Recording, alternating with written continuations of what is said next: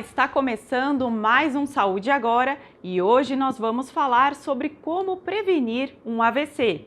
Segundo os dados da Biblioteca Virtual em Saúde, somente no mês de julho do ano passado, o AVC, acidente vascular cerebral, matou mais de 8.000 brasileiros. No primeiro semestre deste ano, foram 56.320 vítimas fatais, número acima das mortes por infarto e também por Covid-19. Eu vou conversar sobre esse assunto com o neurologista Wagner Avelar. Wagner, eu agradeço a sua participação aqui conosco nesse quadro da TV Câmara Campinas. Muito obrigada pela sua disposição. Eu que agradeço o convite por falar de um tema tão relevante e ainda negligenciado. Como você disse, Ana Paula, você mostrou dados que nos assustam. O acidente vascular cerebral hoje no nosso país é a primeira causa de morte. Doutor, Nada mais que doença coronariana e, como você disse, outras doenças tão importantes quanto. Exatamente. Doutor, até para a gente ingressar aí no assunto, vamos explicar um pouquinho, né, para as pessoas que estão nos assistindo em casa, o que é o AVC e como ele ocorre, como ele acontece no nosso corpo. Excelente pergunta. Isso é muito importante. Essa sua pergunta é muito, muito importante, porque a gente tem que informar a população. Porque dessa pergunta, sabendo identificar o que é o AVC, esse paciente tem que chegar rápido ao hospital e existe um tratamento. Então, o que é o acidente vascular cerebral? O acidente vascular cerebral é uma doença neurológica, né? É um quadro que acontece de início súbito. Isso a população precisa saber, Ana Paula. É aquele paciente ou aquela pessoa que está bem e, de repente, tem um sintoma neurológico. E quais seriam esses sintomas? Fraqueza de um lado do corpo, dificuldade para falar, uma tontura de início súbito, uma dor de cabeça muito forte, pode ser um sinal de acidente vascular cerebral, não conseguir sentir um lado do corpo, né? Dificuldade para se expressar. Então, o que é o AVC? É uma síndrome, é um quadro caracterizado pelo início agudo de um déficit neurológico, cuja causa é uma alteração da circulação sanguínea cerebral. E aí, colegas, a gente tem o acidente vascular cerebral isquêmico, que é aquele em que o vaso sanguíneo ocorre uma oclusão, um trombo, um coágulo vai lá e oclui, e nós temos o acidente vascular cerebral hemorrágico, em que esse vaso rompe e tem extravasamento de sangue. E, doutor, como o senhor disse, né, os sintomas, eles aparecem de repente, as pessoas não têm como saber com antecedência, então, se vão ter um acidente vascular, é isso? Na verdade, Ana Paula e colegas, não, é um quadro súbito, de repente. Aquele paciente que foi dormir bem e pela manhã acordou com essa dificuldade, é aquele paciente que está durante o trabalho ou durante o dia e de repente apresentou esses sintomas. Então, Ana, Paula e colegas, não existe assim, uma previsibilidade de se esse paciente vai ter ou não naquele momento o AVC. Ele aparece de repente. Mas, colegas, sim, dá para a gente saber quem são aqueles pacientes que têm mais risco para ter AVC. Aqueles pacientes que, sim, a gente fala, olha, se você não controlar isso, e não tomar essa atitude, sim, você vai ter. É uma história, infelizmente, anunciada. Por que eu digo isso? Porque a gente sabe que pacientes que têm pressão alta e não controlam, esse paciente, sim, está sujeito a ter um acidente vascular cerebral. Paciente que fuma, sim, está sujeito a ter um acidente vascular cerebral. O paciente que tem uma diabetes que não está controlada, esse paciente, sim, está sujeito a ter um acidente vascular cerebral. O paciente que tem uma alteração do colesterol, uma dislipidemia, e não controlada, sim, esse paciente está sujeito a ter um acidente vascular cerebral. Aquele paciente que é sedentário, ou aquele colega que é sedentário, aquela pessoa sedentária, sim, ela está susceptível a ter um acidente vascular cerebral. Então, a sua pergunta é muito interessante pelo seguinte: saibam, colegas, que se nós controlarmos os principais fatores de riscos modificáveis, pressão, diabetes, colesterol, atividade física, parar de fumar, a gente diminui a probabilidade de ter um acidente vascular cerebral em 90%, de acordo com dados do estudo que chama Interstroke, publicado em 2016. Então, assim, dá para a gente saber se vai ter AVC ou não? Na verdade, não dá para saber se naquele momento você vai ter ou não. Mas a gente sabe que esses pacientes que estão com esses fatores de riscos não controlados, sim, ele tem uma probabilidade muito alta de ter AVC em algum momento da vida. É o que a gente fala sobre a prevenção, né, doutor, que é tão importante. Não fumar, não fazer uso excessivo aí do álcool, se exercitar, não é isso? São as recomendações médicas, né? Isso é fundamental. A gente muda a história natural. A gente diminui, sim, a incidência de AVC. A gente diminui, sim, as sequelas que, se por acaso esse paciente vir apresentar. Porque isso também, aquele paciente chega para nós no pronto-socorro, Ana Paula, que infelizmente teve um AVC, mas tem esses fatores de risco descontrolado, o prognóstico dele a longo prazo é diferente daquele que teve, mas estão com os fatores mais controlados.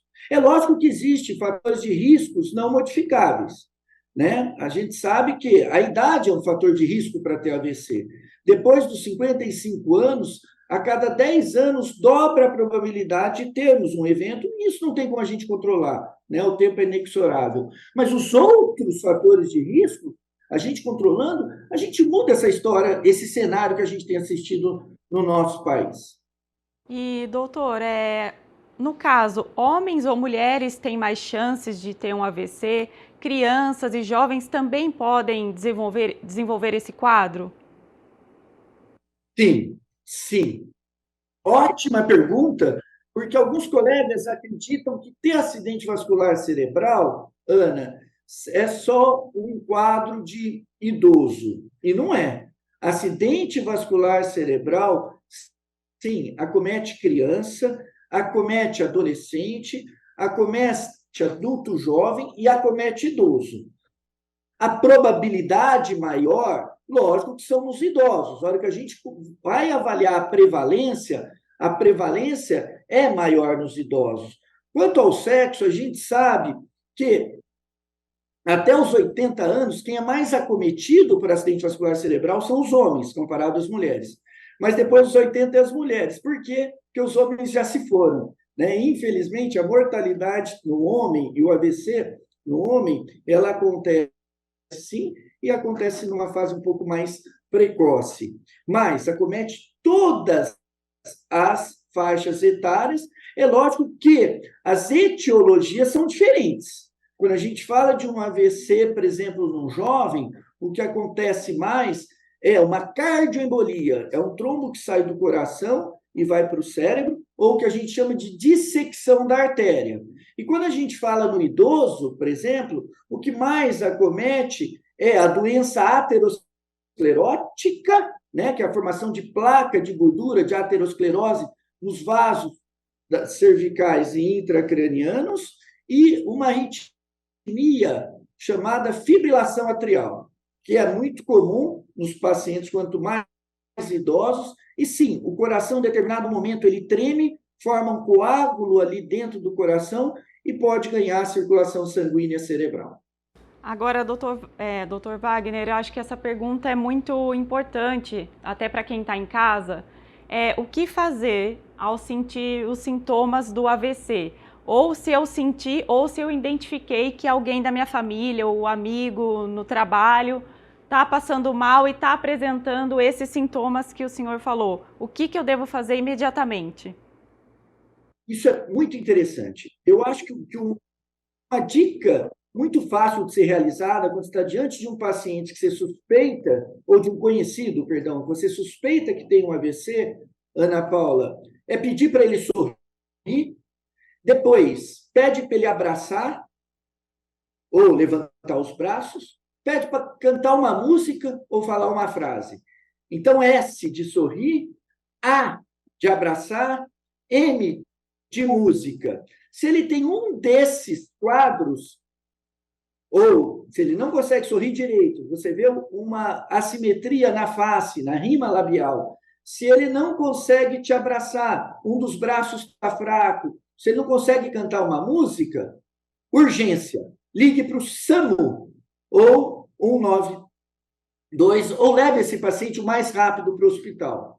Porque esse paciente chegando rápido no hospital, sim, ele é passível de um tratamento.